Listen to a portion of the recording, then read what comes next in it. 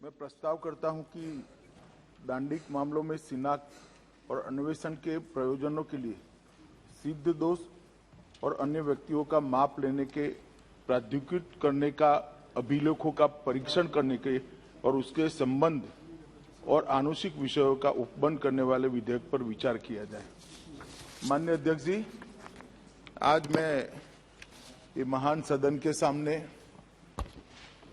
एक बिल लेकर आया हूं, जो बिल 1920 के बंदी शिनाख्त कानून को रिप्लेस करेगा और 1920 से जो स्थापित है वो बंदी शिनाख्त कानून आज कई दृष्टि से अपने आप में समय की दृष्टि से, विज्ञान की दृष्टि से दोष सिद्ध करने के लिए अदालतों को जिस प्रकार के प्रमाण चाहिए वो प्रमाण उपलब्ध कराने में और लॉ इन्फोर्समेंट एजेंसियों की ताकत बढ़ाने में आज एक समय से कालबाह्य हो गया है।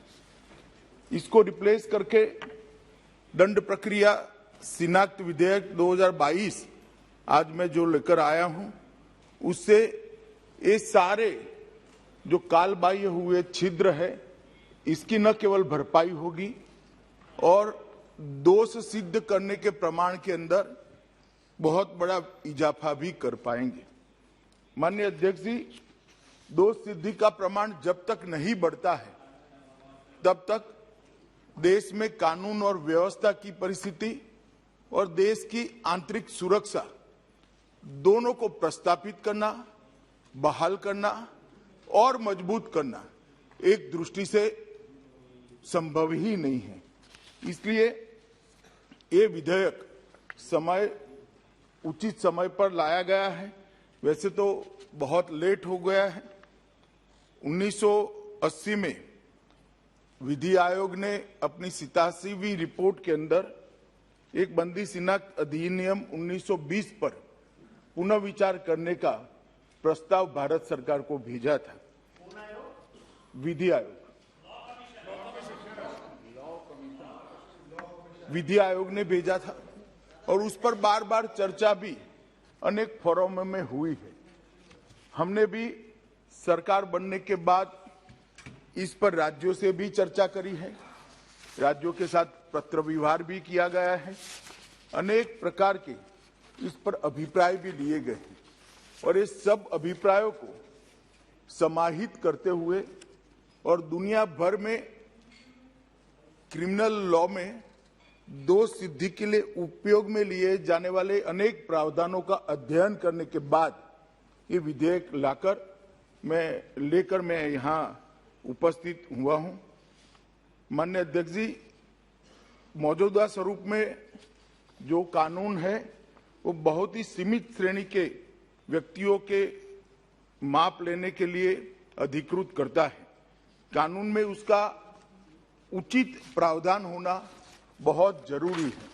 अतः ये विधेयक लेकर मैं आया हूं, परंतु इतना जरूर कहना चाहता हूं, जब इसको पुरस्तापित किया जा रहा था, मेरे साथी मंत्री मिश्रा जी जब इसको लेकर सदन के सामने आया था, तब अनेक आपत्तियां इस पर उठाई गई।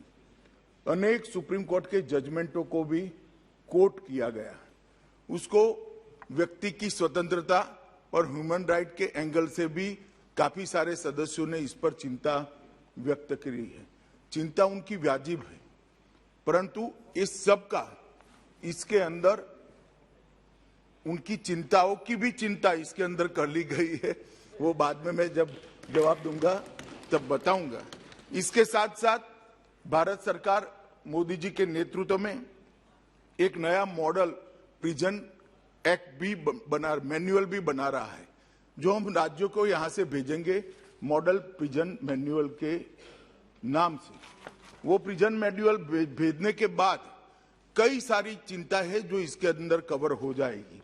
कैदियों के पुनर्वसन के लिए है, फिर से समाज में उनको पुनः प्रस्थापित करने के लिए है, जेल के अधिकारियों के अधिकारों को सीमित करने के लिए है, उनके बीच में अनुशासन कराने के लिए है, अधिकतम सुरक्षा जेल की सुरक्षा, महिला कैदियों के लिए अलग जेल से लेकर खुली जेल तक की व्यवस्था, ये कई सारी चीजों को ये प्रिजन के जो मॉडल प्रारूप हम यहां से भेजेंगे, वो जेल अधिनियम के अंदर बहुत सारी चीजों को हमने समाहित किया है, इसकी भी मैं जानकारी दूंगा।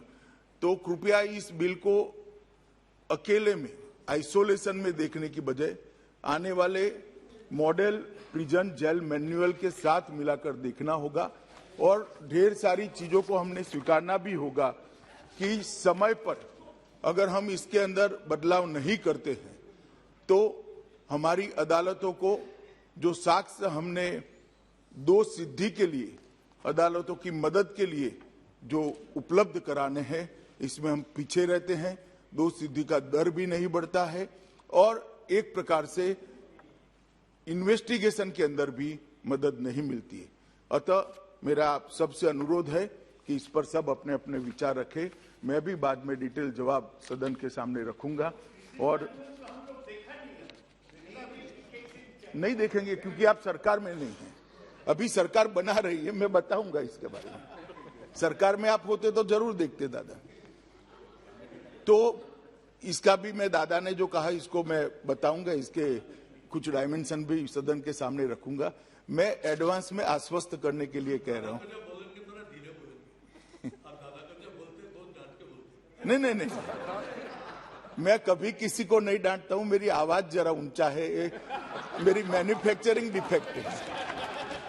मैं कभी किसी को ना, मैं गुस्से होता हूं। कभी कश्मीर का सवाल आता है तो हो जाता हूं, बाकी गुस्से नहीं होता।